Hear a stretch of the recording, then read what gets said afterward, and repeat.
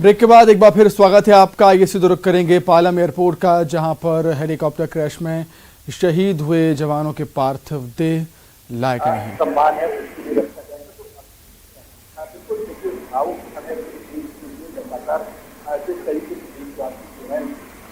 Palam airport से आप ये सीधी तस्वीरें देख रहे हैं, जहां पर हेलीकॉप्टर क्रैश हुए हादसे में शहीद हुए जवानों के पार्थिव देह यहां पर लाए गए हैं और एक बहुत बड़ी क्षति पूरे देश के लिए।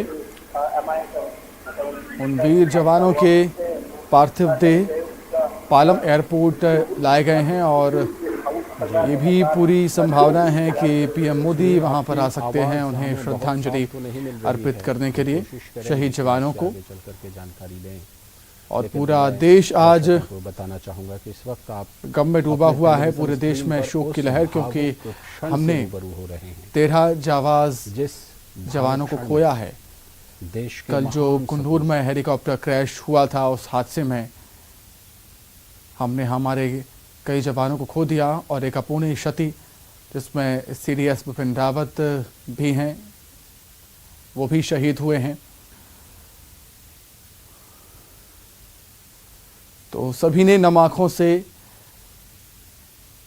श्रद्धांजलि दी और तमिलनाडु में शहीदों के पार्थिव देह को जो एम्बुलेंस ले जा रही थी, उस एम्बुलेंस पर भी फूल बरसाए हैं।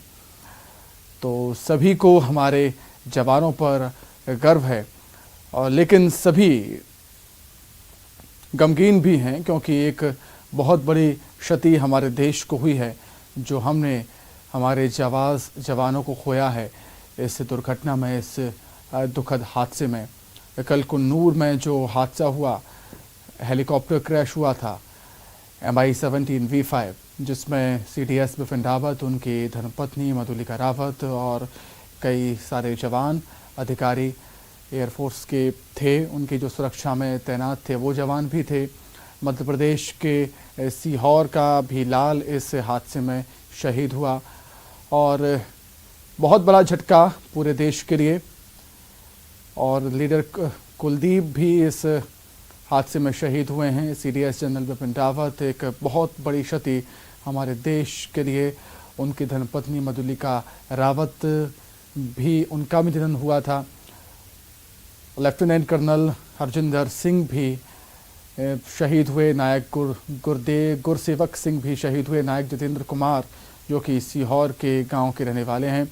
लांस नायक विवेक कुमार भी इस हादसे में शहीद हुए हैं। वहीं लांस नायक बी साई तेजा और हवलदार सतपाल भी इस हादसे में शहीद हुए। ग्रुप कैप्टन PS चौहान और स्क्वाड्रन लीडर कुलदीप भी इस हादसे में शहीद हुए हैं। तो सभी के पार्थिव देह पालम एयरपोर्ट यहाँ पर लाए गए हैं और पूरे राजकीय सम्मान के साथ आप देख सकते हैं सभी को श्रद्धांजलि अर्पित की जाएगी। पीएम मोदी भी यहाँ एयरपोर्ट पर पहुँच सकते हैं शहीद जवानों को श्रद्धांजलि अर्पित करने के लिए।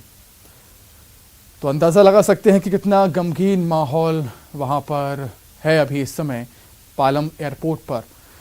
एक बहुत बड़ी क्षति हम कहेंगे हमारे देश के लिए। जाबाज सपूतों को हमने खोया है, जाबाज वीरों को हमने खोया है। और दिल्ली के पालम एयरपोर्ट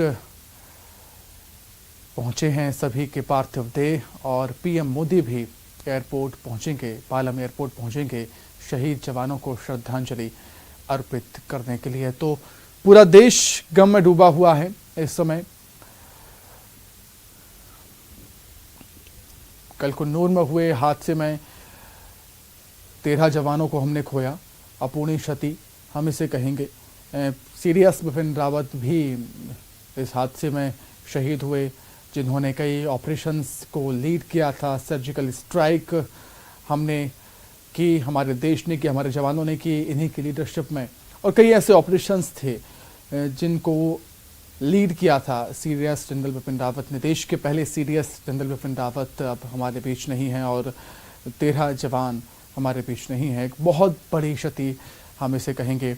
और सीहोर के लाल को भी, मध्य प्रदेश के सीहोर के लाल को भी हमने खोया। जितेंद्र कुमार जिनका नाम है, वो भी हमारे बीच नहीं है। नायक जितेंद्र कुमार, जिनका सीहोर के धामंदा गांव में घर है। और मध्य प्रदेश के लिए भी एक बहुत बड़ी क्षति, और CDS बिपिन रावत का भी मध्य प्रदेश से रिश्ता रहा, क्योंकि शेड्यूल में उनकी ससुराल है। और हम कह सकते हैं कि मध्य प्रदेश में भी इस समय गम का माहौल है, मध्य प्रदेश भी इस समय सदमे में है।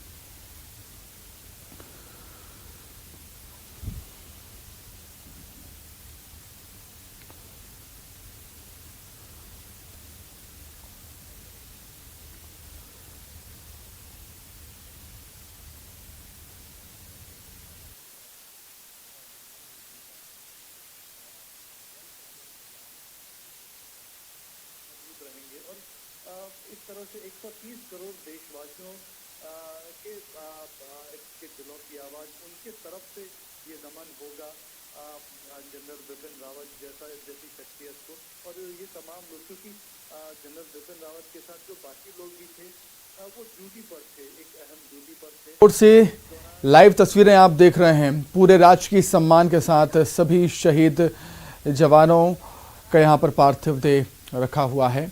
फिलहाल यहाँ पर रुक रहे हैं, बहुत छोटे से ब्रेक के लिए फौरन लौट रहे हैं।